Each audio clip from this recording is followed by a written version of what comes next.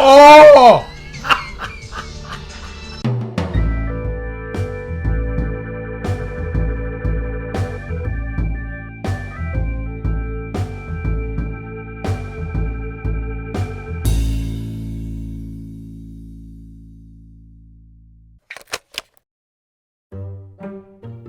All right, Jason. You've tricked me into watching some pretty crappy movies. Some really good movies. Some really good crappy movies. But there's one guy in one of them, the Cameron Mitchell, right? Which one was he in? Terror in Beverly Hills. Terror in Beverly Hills. Close the fucking door. Will you close the fucking doors? Yeah, he was super high energy, he was crazy, he was all over the place, he was Drunk. overacting, possibly drunk. Very drunk. Anything more with him?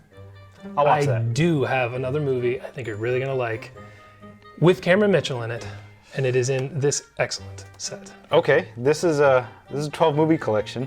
Which one is it? Low Blow, starring Leo Fong. It's not erotica, is it? No, there are a lot of low blows in this movie.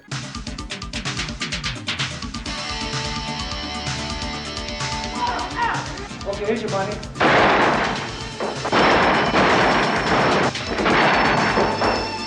Hey, forget the sandwich. He just leaves. There's gotta be some paperwork you gotta do. Maybe talk to the cops. Not in the middle Oh, of the they've got day. the horse. You gotta outrun a horse and a black guy? No, he won't shoot. Oh! And he's sitting in the field and they don't notice him. Holy shit! Oh, that's a double low blow. Oh. He hit All right, that guy so hard he lifted up. That was a good shot. Again, he just what? Oh! What did we just watch? Low Blow is about a private detective who just murders people and beats the shit out of them with no consequences, who drives a very crappy car, who is hired by a rich guy to find said rich guy's daughter who has joined a cult, and he assembles a team of Avengers and goes after her. He sounds almost like a villain when you describe it that way. He is probably the villain of this movie. He kills more people than anyone else and does it willy-nilly. Like, no remorse. So you're talking about the lead was played by Leo Fong, the private detective named Joe? Who is a slob. Not a little bit of a slob. A huge slob. His office is disgusting. His car is disgusting. His house is like a dump yard. He's apparently sleeping with his receptionist in his pigsty of a house. Yeah, no, it's not a house. It's a shack. It's a shack with chickens and puppies, and I think there's a horse and a goat floating around In somewhere. the middle of a garbage dump. Yes, surrounded by trash and old wood. Oh, he ate shit on that too. His two personality traits, I would say, would be sloppiness and casual murder. Yeah, that probably sums it up. And a complete inability to drive.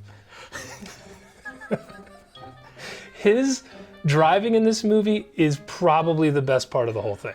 They were the highlights. His car doesn't work, so he just kind of beats on it with a tire iron. He beats on the engine, he beats on the dashboard, on the steering wheel. He drives off the road at times.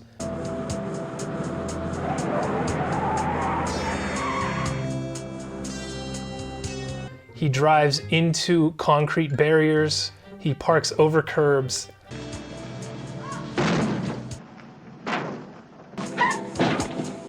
Dude doesn't care at all.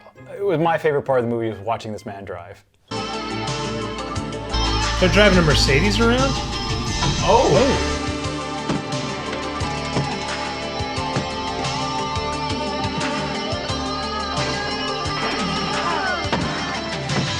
Why don't they just get out the side he's not on?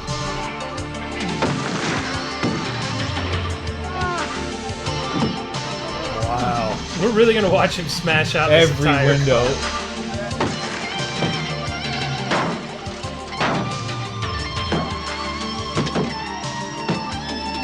What is he doing? He's lightly tapping the door. What the? What John saved you?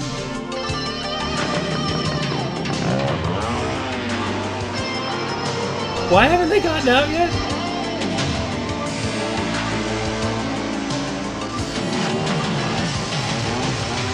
You must have a junkyard. Like, couldn't you just punch him in the dick right now? That would be a low blow. Oh!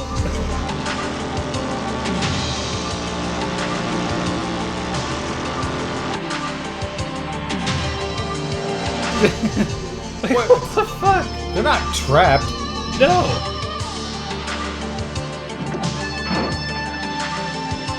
Now they get out. So what did you think about Cameron Mitchell? So yeah, you promised me more Cameron Mitchell. You delivered it. He was probably the second highest billed character in the movie. He played the cult leader, who apparently just suffered 18 strokes before they started filming, and he sits there and he mumbles and doesn't move. He's a blind guy. He doesn't make any facial expressions. He just is there. Sits there in a graduation robe and mumbles to himself. There are many dams, rocks, obstructions. There are many dams, rocks, obstructions. The river flows over the rock. How do you go from the character we saw before to that? Get a fucking super trace!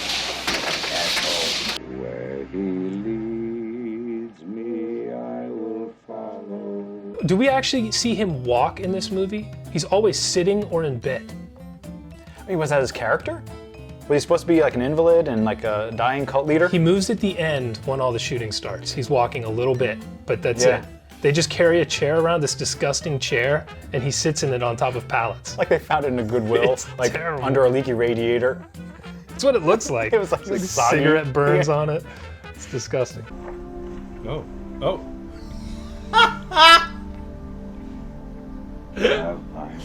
He's not wearing a shirt, but he's still wearing the hood.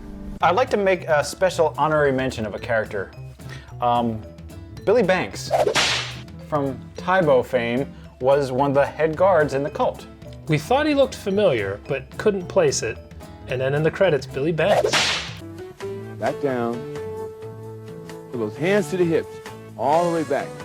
Left hand goes down. After Leo Fong finds this cult and gets captured and then beats shit out of a couple guys and flees, he decides to put together this Avengers team of multicultural fighters. No, it wasn't multicultural. Stereotypical fighters. Super racist. So Joe is an Asian detective who knows martial arts. Has hands made out of like bricks or something. Yeah, he backfists guys and they just die. He finds a Latino guy who, of course, is in a gang knife fight. Sure, in of Los course. Angeles. He finds an angry black guy who's a boxer. Right? And then he finds various other muscle-bound guys, or a woman who was on so many steroids she had a mustache. It was a nice mustache though. It was something. And yeah, the giant guy who his power was being big. But Powers the thing being is, a fat ass. You all right, Chinaman? You okay too, boy? he knew all these people before he tried to assemble them. But can you explain to me his master plan of he knows there's all these tough people, he needs their help to save this girl from the cult. What's his plan to bring them together and as a team? He seems to want to test their fighting abilities more, so he digs a giant hole in the ground, advertises a tough man competition in the newspaper, and then has all of them fight in this pit. And then he offers them the job afterwards. But when they're fighting in the pit, it's not just fist fight. Guys have knives and sais and like all kinds of ninja weapons. And he had them fighting to the death, so he could use them to save someone. Once again, his character trait, casual murder, does not care who lives or dies Bond around him. villain. No, he's a bad guy. Why is there a ref? Like, That is a checking knife. for a pulse. Somebody's got to drag the body out. The ending was great. He goes in with his team and they're trying to be stealthy and quiet, so they're choking people out, they're judo chopping people, knocking them out. Okay, that's good. They get balls deep in this mission, and everyone who they knocked out starts waking up and picking up their guns. So then they just have to like turn around and have like shootouts just and just kill blow everyone. people away. They didn't knock them out and tie them up. No. They knocked them out, left them there, and then had to murder them on their way back out. So there was no point in knocking them out in the first place. It's a bloodbath. Leo Fong gets in a fight with this dude, Oh my god. and he flips the guy down and stomps on his head and crushes it like a pumpkin. It comes apart like Just, it's horrible. And it's out of nowhere. The movie had been not bloody, not all that violent. There was some shooting, but you never really saw anything. I'd call it a PG-13. And then he just annihilates this guy's face. And he was angry about it. He was like, "Arr," and he held the face. It was intense. It's out of nowhere. And then from then on out, the rest of the movie is just murder and massacre. Empty box wall. Yes!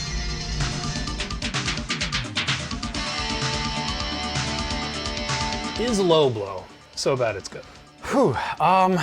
Yeah, I think so. I think it was consistently bad enough in an entertaining way. I said the running gags were pretty good. The cinematography was very, very great. Watch it for the visuals because you can't hear what anyone is saying because they didn't have any microphones. Or at least we think we heard this shot where they actually dropped the microphone and that was it for the whole shoot. I've got a long ride home.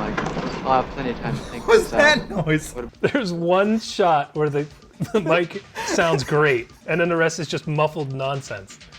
So, but the martial arts were good. The acting was notoriously over the top. Cameron Mitchell, a little disappointing if you're a fan. I wouldn't pick it out, but Don't watch this for Cameron Mitchell. it's so bad, it's good in my book. I agree. At the beginning, it was like, this is funny, but I don't know if it's going to be so bad it's good that we should recommend it, but I definitely think we should. The end battle was just preposterous on so many different levels, and this Avengers team he put together with all these racist undertones, where they're calling each other boy and Chinaman and shit. Like, it was cringeworthy and hilarious. So yeah, I definitely recommend it, and I also recommend that pack on Amazon. It's like $4 for 12 movies. I mean, Low Blow's worth that alone. So I paid $4 for Low Blow. Mike's pointing down a little bit. What am I doing here? Losing my mind. Lack of calories. I just tore my shirt. No. Oh shit. Wardrobe malfunction. Look away. Oh crap. I just tore a hole in my shirt. Holy shit. I don't know how. This must be a shitty shirt. No, cheap shirt.